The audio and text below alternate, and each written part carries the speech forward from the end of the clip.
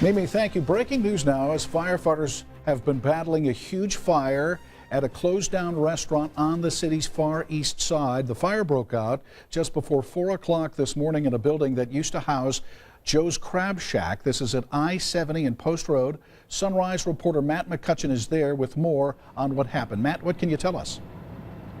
Bruce and Julia, good morning. We are getting new information here within the past 5 minutes about this fire. You can see there are still several firefighters here on the scene. The good news is the fire is under control. There's just a little bit of smoke still coming from this building here in the area on the city's east side. I want to draw your attention to these windows right here. This is where our firefighters are now kind of focusing their efforts, trying to cut the boards out and get those windows to let the smoke out and continue their investigation to make sure that all the hot spots of this building could be out. This is the former Joe's Crab Shack on the east side of Indianapolis, right off of I-70 near the Post Road area. Look at video shows a much more intense scene after this fire broke out shortly after 2 o'clock this morning. Firefighters arrived and getting calls of a lot of smoke here in this area. In fact, during our drive over, we could smell the smoke just driving along the interstate. When firefighters arrived, they saw a lot of flames here. In fact, they brought 3 ladder trucks in here to battle the blaze when they arrived, and they believe at this point that the utilities, the gas and the electricity, were cut off to this building